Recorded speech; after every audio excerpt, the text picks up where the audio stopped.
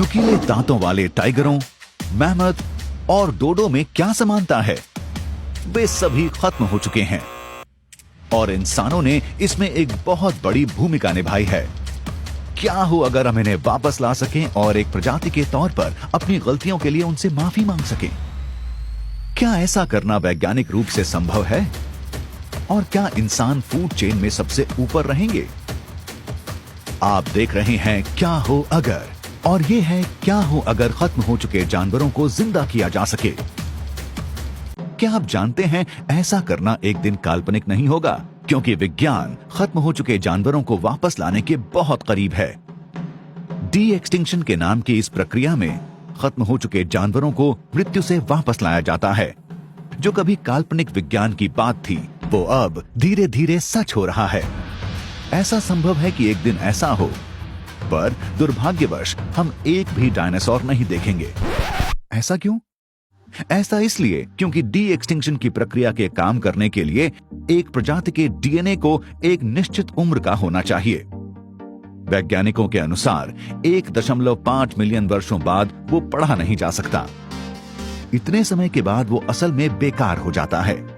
तो 65 मिलियन साल पहले खत्म हो चुके डायनासोर इस प्रयोग के लिए योग्य नहीं है। इसके लिए माफी। पर अगर प्रजाति अभी नहीं है और उसका डीएनए पढ़ा जा सकता है, तो वैज्ञानिक उसे जीनोम एडिटिंग के लिए इस्तेमाल कर सकते हैं। एक तरीका जिससे ये काम हो सकता है वो है कि खत्म हो चुकी प्रजाति से डीएनए लेकर और उसके आज के सबसे निकटतम जिंदा रिश्तेदार जानवर के डीएनए से मिलाया जाए। एक जानवर जो वैज्ञानिकों के अनुसार डी एक्सटिंक्शन के लिए योग्य है, मैमथ। विशालकाय हाथियों यानी मैमथ की एक छोटी जनसंख्या सिर्फ 3600 साल पहले तक जिंदा थी। एक्सपर्ट्स के अनुसार अगर इंसान इनका शिकार न करते तो ये प्रजाति खत्म होने से बच जाती। मैमथ के डी एक्सटिंक्शन के काम करने का एक संभावित तरीका है कि अगर वैज्ञानिक मैमथ के डीएनए को आज के जिंदा हाथियों के डीएनए से मिला दें। समय के साथ ये दो जातियों के जानवर धीरे धीरे अपना रूप बदलकर मैमथ बन जाएंगे, जिससे उनकी प्रजाति वापस आ जाएगी। ऐसा करने में कुछ हजार साल लग सकते हैं, लेकिन कुछ समय में पृथ्वी पर मैमथ फिर से घूम रहे होंगे। अगर ये तरीका काम कर सके तो उन सभी आश्चर्यजनक जानवरों के बारे में सोचें जिन्हें हम विश्व में वापस देख सकते हैं। 12 फुट के छोटे मुंह वाले लंबे और बहुत बड़े भालू, बिना बालों के कुत्ते और बेशक हमारी प्यारी चिड़िया डोडो। बस आसपास दौड़ने वाले नुकीले दांतों वाले टाइगरों से सावधान रहें। आप उनके साथ कोई गड़बड़ नहीं करना चाहेंगे। अगर हम कुछ अजीब करना चाहते हैं तो हम नियांडरथाल्स को भी वापस ला सकते हैं। हालांकि ऐसा करना बहुत खतरनाक होगा और अंत में ये एक सही विचार नहीं होगा। ये प्रजाति बहुत जल्द ही मर जाएगी क्योंकि वे वर्तमान समय में विश्व में नहीं रह पाएगी। हमारी डाइट, रोगाणुओं और बीमारियों के साथ नियांडरथाल्स ज्यादा समय तक जिंदा नहीं रहेंगे। ये उन बाकी जानवरों के लिए भी है जिन्हें हम वापस ला रहे हैं। बेशक सैद्धांतिक रूप से वे समय के साथ आज के अनुसार रहने लगेंगे, पर और भी कई अन्य दिक्कतें हैं जो एक प्रजाति को विलोपन से वापस लाने के साथ आती हैं। एक चीज जिससे हमें परेशान होने की जरूरत है वो है कि इन प्रजातियों को कंट्रोल कैसे किया जाए।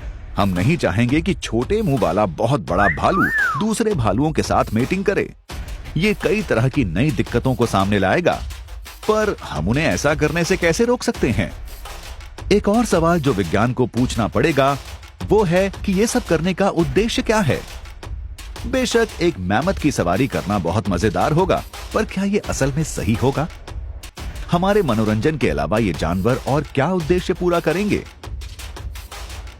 और संभावनाएं हैं कि ये नए जानवर हमारे मौजूदा इकोसिस्टम में गड़बड़ करेंगे, जिसके फलस्वरूप दूसरे जानवर खत्म हो सकते हैं। एक अच्छी चीज जो डी एक्सटिंक्शन कर सकता है वो है कि मौजूदा जरूरी जानवरों को वापस लाना, जिससे उन्हें खत्म होने से बचाया जा सके। मधुमक्खियों की प्रजाति के बारे में कहा जाता है कि वे जल्दी ही पूरी तरह से खत्म हो जाएंगी। अगर डी एक्सटिंक्शन तकनीक असल में सिद्ध हो जाती है तो हमें चिंता करने की कोई जरूरत नहीं है, पर इससे कुछ दिक्कतें भी आएंगी। अगर ये हमारी सच्चाई होगी तो लोग सोचेंगे कि चीजों का खत्म होना ठीक है, क्योंकि हम कभी भी उन्हें वापस ला सकते हैं। इससे शिकार में तेजी आएगी और विश्व में जानवरों के लिए एक सामान्य लापरवाही फैल जाएगी। एक प्रजाति को वापस लाना एक आश्चर्यजनक विचार लग सकता है, पर इसके साथ बहुत सारे जोखिम और अनिश्चितताएं भी हैं।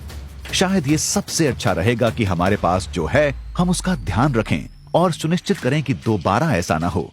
पर क्या हो अगर सब लोग और सब चीजें खत्म हो जाएं, आपको छोड़कर? ये सवाल एक दूसरे क्या हो अगर के लिए लगता है।